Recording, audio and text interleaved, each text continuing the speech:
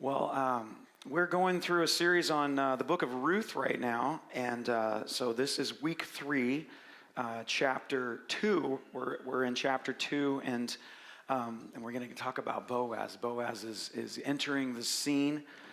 Jason did a phenomenal job last week introducing Naomi and Ruth as they went away during a famine. Things went terribly wrong.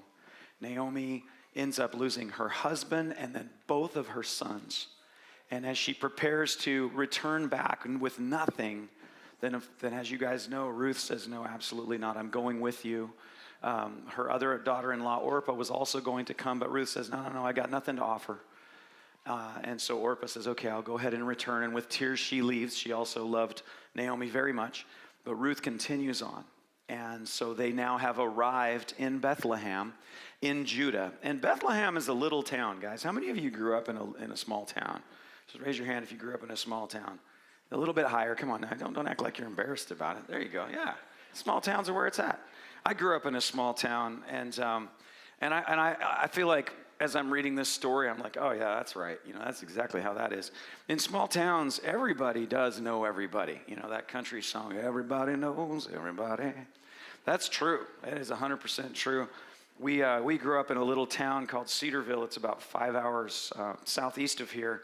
And when I grew up there was 800 people was the population. And it has continued to thrive and grown down to 600 people now. And so that is a true story. And there's just funny things about a small town. You really do all know each other. But yeah, I grew up in a quaint little drinking town with a cattle problem. And a couple of you caught that. And if you lived there during the time that I grew up, you either were a rancher, you worked for a rancher, or you worked feeding and providing goods for ranchers. That was where it was at. Eventually there was a gold mine that opened, about 50, 70 miles away? What was it, 50 miles away? Out in Nevada, and that grew the town for a little while, and then it went away and the town grew back down small again. But you really do know what's going on when you're in a small town. Everybody talks, And I don't know why even people would try to get away with things in a small town, because everybody literally knew everything. And so, it was just crazy, just so crazy. But I bring that up because sometimes when we read the Bible, I think it's easy to almost like see it as though these weren't real people. Like, oh, well, those were biblical people. No, I mean, yes, they're in the Bible, yeah, they're part of this, but they're real people in real time facing real life just like we are. And so they're living in the context and the constraints and the reality of life just like we are. Now, it's a little different in the sense of, they didn't have running water, right? Wi-Fi was really spotty. There are some differences here. But I want to draw attention to the fact that also, and Jason laid this out a little bit last week, but the way that God had provided for people when you become destitute was set up because there was no other backup plan. So this is a time when everybody you're farming and you're herding sheep. I mean, or cows or whatever else, but it's mostly goats and sheep. So this is an agrarian society, and your sustenance is based on whether or not the crop works out, whether or not the sheep don't get some kind of blight or what have you. And this is real survival, okay? And in that, God has set up a way to take care of the widows, the orphans, and the foreigners. But here's the thing, there's no backup plan. They're either going to live or they're going to die based on how people respond. So I just want to give that as a backdrop. We're in a small town in real life, in a patriarchal and patrilineal society that lives by how you're going to eat what you farm, and you're going to eat what you're able to grow in keeping your herds alive, all right? And if you get into trouble, you need the people around you to be following what has been set in order. Otherwise, you are going to starve. So this is real life. This is real time. And so let's just begin the story here. Ruth chapter 2, verse 1. Now, Naomi had a relative on her husband's side, a man of standing from the clan of Elimelech, whose name was Boaz. And Ruth the Moabite said to Naomi, Let me go to the fields and pick up the leftover grain behind anyone in whose eyes I find favor. What is she talking about? Well, she's talking about what has been set forth by God for the Israelites, for foreigners, widows, and orphans. And in Deuteronomy 14, 17, 22, we see what she's talking about. This is God teaching the nation of Israel how he wants to care for people, how he wants to provide in these when hard things happen. He says this, do not deprive the foreigner or the fatherless of justice, or take the cloak of a widow as a pledge. In other words, don't leave her freezing in order to get what she needs. Remember that you were slaves in Egypt, and the Lord your God redeemed you from there. And that's why I command you to do this. When you're harvesting in your field and you overlook a sheaf, don't go back to get it. Leave it for the foreigner, the fatherless, and the widow, so that the Lord your God may bless you in all the work of your hands. Did you catch that? Do this, and I will bless you. When you beat the olives from your trees, don't go over the branches a second time. Leave what remains for the foreigner, the fatherless, and the widow. When you harvest the grapes in your vineyard, don't go over the vines again. Leave what remains for the foreigner, the fatherless, and the widow. Remember that you were slaves in Egypt, and that's why I command you to do this. He's saying, you guys remember what it was to be an outsider. You remember what it was to be powerless. You remember what it was to be completely vulnerable to a more powerful group of people, the Egyptians. And I'm telling you, now that you're a nation, now that I brought you out of Egypt, I want you to make sure that you take care of the foreigner among you, the widow among you, and the fatherless among you. You need to care for them. You need to have a provision so that they don't starve, so that they're not mistreated. And so they're living in this village, and that's what Ruth is talking about. Hey, let me go and glean, because it was the time of the barley harvest. So this is how God has set this up to care for them. Now Ruth is actually qualifies on every single one of those vulnerable, every vulnerable aspect of that list. That's Ruth. She has left her family and her people. She's an orphan. Her husband has died. She's a widow, and she's from Moab. She is a Moabite in a Israeli nation. So she's all of those things. She's all three. And so as she is going out now to do this, the thing we have to catch here, right, is she's actually completely dependent upon that the people that are living in Bethlehem are actually doing this. Because how many of you guys know, not everybody follows the law. Have you guys ever noticed that? Not everybody's living according to the scriptures, right? We are people of the scriptures, and well, I'll just let that sink in. Okay, so she's in this subsistence society, and she's counting on that she's going to find somebody who's even going to let her glean in the fields. Because there are those that are going to go, you know what, I don't know, funds are kind of short right now. Remember, food is money, okay? Food is money. It's like somebody coming and saying, hey, I really need a few dollars. You're like, well, I barely made rent this month. I don't know if I can help you out. And so this is the real time for there. It's like, hey, can I have some of that food that you just grew? And you're like, ooh, I don't know. I mean, things have been kind of rough. So this is real. This is survival. Ruth chapter 2, we're going to read verse 2 through 5. And Ruth the Moabite said to Naomi, let me go to the fields and pick up the leftover grain behind anyone in whose eyes I find favor. And Naomi said to her, go ahead, my daughter. And so she went out, entered a field, and began to glean behind the harvesters. As it turned out, she was working in a field belonging to Boaz, who was from the clan of Elimelech. And just then, Boaz arrived from Bethlehem and greeted the harvesters. The Lord be with you. The Lord bless you, they answered. And Boaz asked the overseers, the harvesters, who does this young woman belong to? He sees Ruth out there. Who is this young woman gleaning in my field? I want you to notice a couple things about Boaz, okay? Because again, I want us to connect with this story, and let's see ourselves in it. Let's see ourselves and learn from what they're doing. The first thing we notice about Boaz, and the writer has already told us, he was a man of standing, which means he had character and he had some means. And so we've seen that in that first verse. But then it says that he comes out to the field and he immediately greets the people that are working for him. The Lord be with you. He greets them with a blessing. That's a stand-up guy. How many of you guys have ever worked for a boss that doesn't even know you're alive? Right? I mean, it really does hurt your feelings because you're like, dude, I literally have to do what you say every day I have to do it up to your level of what you want from me. If I don't, you certainly are willing to talk to me at that point. But I don't even get a hello. It's an interesting thing when somebody's in a position of authority and influence, how much their neglect or their blessing means. And Boaz is showing that he is generous in his speech towards those that work for him. The Lord bless you. We started off this year with a series on generosity, and I think we see in Boaz and in Ruth this incredible story of their character is marked by their generosity and their faithfulness in the midst of their circumstances. And that's what I intend to kind of point us towards as we look at this. I want us to hear from the Lord through these incredible characters, Boaz and Ruth, in the midst of very normal life in a little town called Bethlehem, or for my purposes, I picture Cedarville. So he greets his workers. He blesses them in the name of the Lord. Yahweh be with you. He blesses them. He also, you notice too, that he knows them, and he treats them with respect. Hey, who is that? Who's that young lady over there? Who does she belong to? Where's she from? What's up with her? Now you notice something too about Boaz that I think is very cool.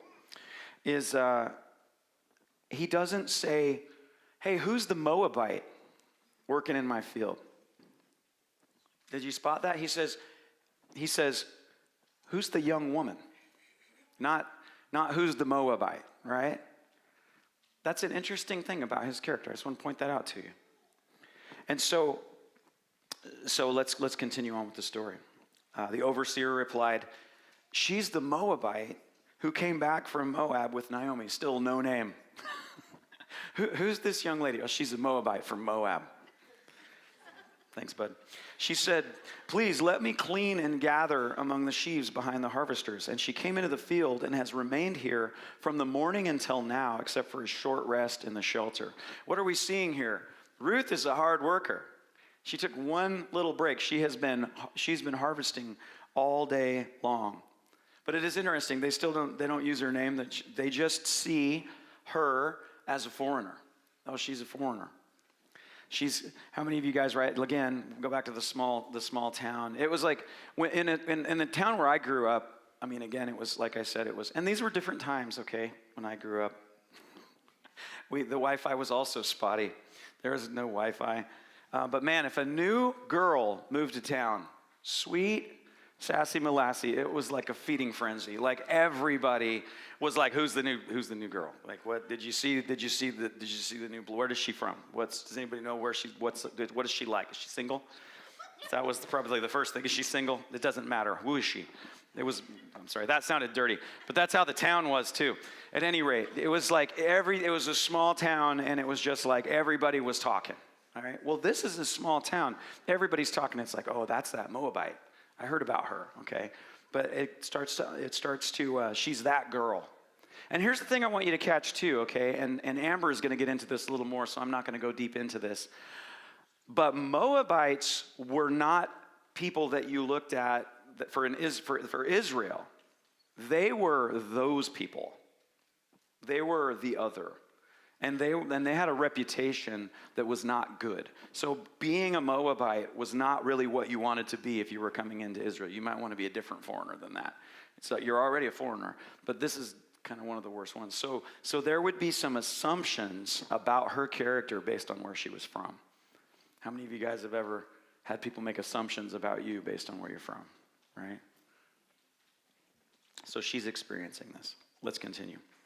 But they are saying, okay, but she's pretty impressive. She came in here and she has just not stopped gleaning. She took one little short break and she is just on it. This girl can work. This is my kind of people. All right. So Boaz said to, so we're going to go verse 8 here. So Boaz said to Ruth, my daughter, listen to me.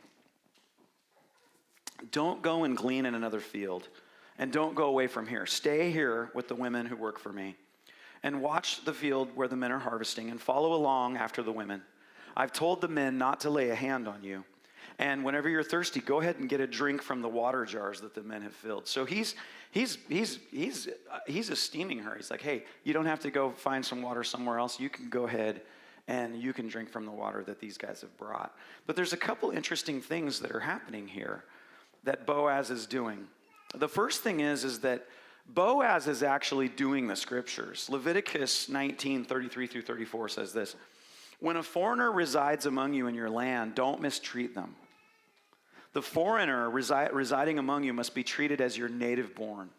Love them as yourself, for you were foreigners in Egypt, and I am the Lord your God. Boaz is responding out of his character and his relationship with the Lord. It's already said that he's a man of standing. He's a man of virtue. We're seeing a man of faithfulness and generosity. And he's continuing forward in this with Ruth. And we see that in the way that he's talking to her. We see that in the way that he's talking to his employees, his people. And he's actually doing those things that were commanded. And now remember, the backdrop here is that this is in the time where previously, before we get into Ruth, this is during the time where everyone did what was right in their own eyes. This is in a time where everywhere around them, and also within Bethlehem to some extent, because I'm going to speak to that in a moment, everybody is working on their own sliding scale of morals. They're all doing things according to what seems best to them. How many of you have ever done something in the way that seemed best to you? And it was a great idea until you brought it to someone else. And they're like, well, and you're like, gosh, I guess it's not as virtuous as I thought, was it? Yeah, and that's on a good day. So there is not a lot of people doing the right thing at this time.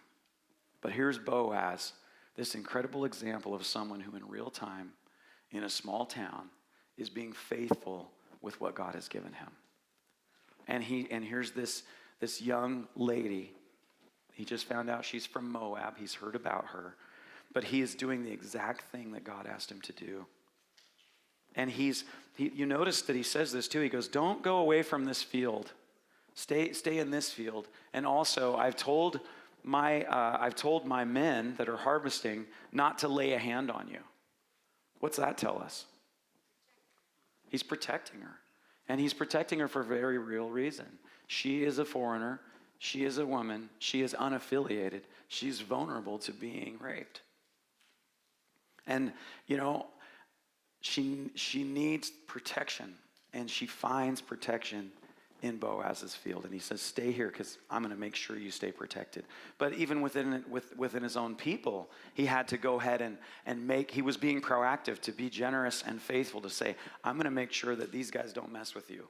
You're off limits. You're going to get treated like a daughter of Israel here. You're not just somebody that's like, oh, well, we can do what we want with this person. They have less rights than these other Israelites. You see that? It's so I love that part of the story. And I guess I want to say too, as we're here now, okay, we're here right now. But we also need to be aware and use our positions of influence and responsibility to protect the vulnerable among us.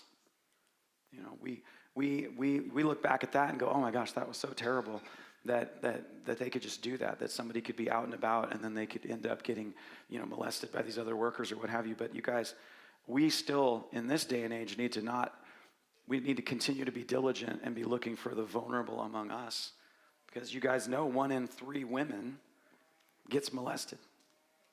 That means there's some of you in this room right now that you were hurt and you didn't get protected. And I want you to know that we want to look out for you. And if you're in a situation right now where you are currently being hurt and you think that there's no one to talk to, I want you to know you can come and talk to Janelle or Karen or me or Jason or whoever it is that you feel safe to come and talk to. And we're going to come alongside of you, and we're not going to tell you it's your fault, and we're not going to tell you that you probably misunderstood it. We're going to do a great job of protecting you and coming alongside and finding a way to walk you out of a situation where you're being hurt. God cares about you, and he sees you. And we want to see you too. And you don't have to stay in that situation. We'll be with you. And every one of us We're all called to be a Boaz for one another. Yeah.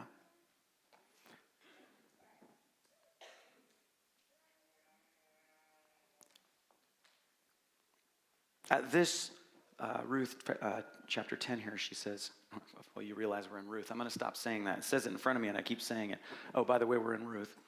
At this, she bowed down with her face to the ground, and she asked him, why have I found such favor in your eyes that you notice me, a foreigner? And Boaz replied, I've been told about what you have done for your mother-in-law since the death of your husband. How you left your father and mother and your homeland, and you came to live with a people that you didn't know before. May the Lord repay you for what you have done. May you be richly rewarded by the Lord, the God of Israel, under whose wings you have come to take refuge. Do you catch what Boaz is doing? He's saying, listen, you're in my field, but what you need to understand is you're in God's field. You're under my protection, but what I want you to understand is you are under God's protection. You landed in my field because God is looking out for you. He has seen what you've done with your powerlessness and how you came along and gave Naomi what you did have to offer. You came with her on this dangerous journey into Bethlehem. You stuck with her even though there's no promise. And now here you are working in the heat of the day to provide food for your mother-in-law who can't provide food for herself. And let me tell you something. God sees you and I see you. You have found shelter under his wings. So Boaz is being faithful, but he's saying, I'm reflecting merely the faithfulness of my good God in whom I trust and believe. And I'm telling you, that's where you have found yourself. And her character and her faithfulness has opened up that door that Boaz is like, I've heard about you, lady. You're awesome. I've heard about your character. And I love that he gets there's this opportunity where he's demonstrating a willingness to let Ruth's character, not her situation, not her ethnicity, not any other thing cause him to assume. He's letting her actions and words speak for who she is. He's demonstrating that generosity of assumptions. He's demonstrating the generosity of a good faith reading. He's not leading in and going, well, the first thing I know about you is you're a Moabite. We all know how they are. And we'll get into that. No, he's leaning in and saying, I'm going to be generous with my good faith reading on who you are and what you're about. Because all I know is that you're here. I know that you're from Moab, but that's all I know. I know you came with Naomi, and as he begins to dig in, as he begins to ask, he begins to find out who this person is. He's showing this. Do you see that faithfulness, that generosity in doing that? And you know, how many of us make snap decisions about one another without digging in? How many of us are not like Boaz? We're very quick to be like, okay, well, I know who you voted for, and that's all I really need to know, right? I know where you're from. That's all I really need to know. You know what? I got burned by somebody who had the same color skin as you, so I'm just telling you, we're starting from less than zero, right? These are very real things that happen to us as humans, and without the intervention of our good God, we're going to continue to judge one another by those very things. And Boaz is showing a different way. He's going, okay, you're an outsider, but that's all I know about you. And so what I'm going to do is I'm going to follow and I'm going to demonstrate God's heart by inviting you in. Jason talked last week, right, about the Bet Ob. I'm inviting you in to the home of God's wings. He hasn't invited her all the way into his home yet, but he has invited her into the field. He's invited her into the clan, as it were. He is saying, you are a daughter of the Most High God. You found shelter as a part of his family. Do you see that? He's bringing the outsider in. So Ruth, oh wait, hang on, I jumped ahead. Okay, so then it's verse 14. At mealtime, Boaz said to her, come over here and have some bread and dip it in the wine vinegar. And when she sat down with the harvesters, he offered her some roasted grain. And she ate all she wanted and had some left over. So here we go. Now he's saying, come eat with us. How powerful is that, right? It's like you can say like, oh yeah, I got lots of friends that aren't anything like me. Have they sat at your table and eaten food with you? Because that's some next level goodness of getting to know one another, right? It's like when I invite you over to my house, or if you invite me and I come to yours, when we break bread with each other, that's some next level invitation of reaching out to someone who's an outsider and making them an insider, inviting them in. So Boaz is demonstrating this generosity in this space. He's being faithful. So she eats all she wants. She has some left over.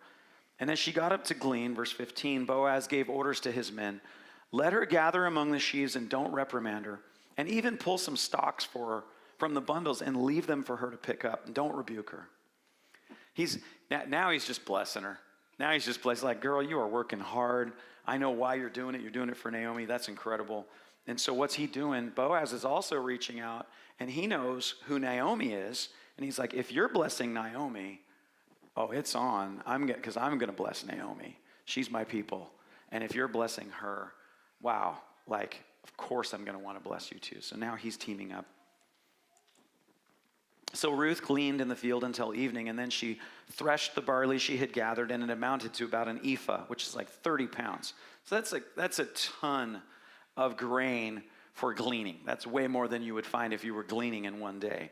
And so she carried it back to town, and her mother-in-law saw how much she had gathered, and Ruth also brought out and gave her what she had left over after she had eaten enough. So she brought some lunch too. She was like, well, here's the grain, and then also here's some lunch, Mom. So how cool is that? Her mother-in-law asked her, where did you glean today? This is above and beyond. You show up with 30 pounds of barley. You bring me lunch from In-N-Out. I mean, this is very cool. Where did you work? Blessed be the man who took notice of you. And then Ruth told her mother-in-law about the one at whose place she had been working. The name of the man I worked with today is Boaz, she said. The Lord bless him, Naomi said to her daughter-in-law. He has not stopped showing his kindness to the living and the dead. Do you see what's happening with Naomi? Through Ruth's faithfulness to go and work. Because did you catch, now again, real people in real time. Ruth is going out into the fields to ask strangers. As a foreigner, she's completely vulnerable, no protection, to go ask strangers if she can glean in their field in order to provide for her mother-in-law, whom she loves, Naomi. But this is not without risk to her own personal well-being. As we just saw, Boaz was like, hey, stay in my field because you might get raped if you go in another field. Like, you're in a vulnerable position.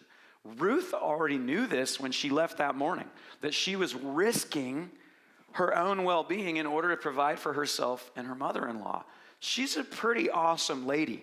There's some courage going on. And what I want you to catch is that Ruth is in a vulnerable position. She's in a place of weakness. She doesn't have a lot of power. What she has is the ability to work and to be righteous and to be faithful with what she does have. And what does she do? She heads out and does the one thing she can do, which is go glean, and hopes that there's someone else that's out there doing the thing they can do, which is let you glean. And she finds that space. But I want you to see that Ruth is being faithful and generous with what she does have in spite of a big list of what she doesn't have. And some of you are in here and you probably identify more with Ruth right now than you do with Boaz. You're like, man, I am not in a power position. You know, I don't have workers that I can tell them to buck up and bless people. You know, I'm not the person of standing in my little town of Junction City or my little town of Eugene or Cheshire or wherever you hang your hat, because we all have hats and we hang them. But what I want you to catch is that Ruth takes what she does have and she's faithful and generous with it. And God sees it and he partners with her. And now you see what's happening is that Naomi says, the Lord bless him. He has not stopped showing his kindness to the living and to the dead. Naomi's starting to get some hope. You remember Naomi left. She said, I went away full. I came back empty. My name's not Naomi anymore. My name is Mara. Look at what God has done to me. So she feels cursed by God. But as Ruth is doing what she can do, as she's stewarding what she does have, in spite of what she doesn't, the Lord is beginning to crack open the door here. And Naomi, this looks like a glimmer of hope. What do you guys think? And she added, that man is our close relative. He's one of the guardian redeemers. He's a kinsman redeemer. He's someone from our clan that could actually redeem us from our destitute situation where we are without sons, we are without protection, we are without husbands, we are without provision. You happened to have stumbled into the field of a very short list of people, I think two, actually, and you found one of them. And Naomi's going, there might be hope. There might be hope. Now, who did that come through? It came through Boaz. It came through Ruth. And it's God, whose wings they have all found refuge under. God is partnering with Ruth and Boaz's faithfulness, and something's starting to change. So then Ruth the Moabite said, he even said to me, stay with my workers until they finish harvesting all my grain. And Naomi said to Ruth, her daughter-in-law, it'll be good for you, my daughter, to go with the women who work for him, because in someone else's field you might be harmed. Again, it's a dangerous situation. And so Ruth stayed close to the women of Boaz to glean until the barley and wheat harvests were finished, and she lived with her mother-in-law. Ruth is showing generosity and faithfulness as one who has no power, and as an outsider. She's courageous. She's putting herself in harm's way to work all day to provide for her mother-in-law and herself, and God notices. Some of you are in that situation where you feel powerless, but I want to encourage you that as you do what you can with what you have in real time, God notices. It is under his wing that you are, and he has not forgotten you. He will continue to bring his help and hope, and most of it is going to come through his people. Boaz is showing generosity and faithfulness as one who has power and is an insider. He's being generous and faithful with stewarding the things that are entrusted to him, protecting Ruth, who's the vulnerable one, as well as Naomi, his relative, and he's providing for his family, and he's providing for his workers, and he's leading them in faithfulness. And you know what? God notices. We know the end of this story. These people, God has included them in his story.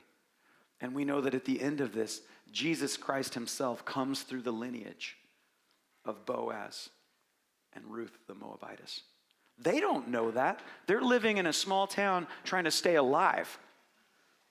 But God is noticing them and saying, I'm going to write your story to encourage Joshua Rivas and his amazing family here at Christ Center in 2025 for who I am and how faithful I am. And I want you to know, if you want to know what faithfulness looks like, if you're a person of influence or if you're a person of no influence, if you're an insider, if you're an outsider, I want to give you a demonstration of how to live in real time, in a real life in this place. And I'm going to write it down through the story of these two regular people just like us, in a little town just like us, with real problems just like us, so they can lean in and go, God, if you did it like that with them, I want to learn from them and I want to do the same. Can you guys receive that? So let me ask you this. Josh, would you come on up? How are we doing? How are we doing? I want us to just reflect for a moment. How are we doing with our power?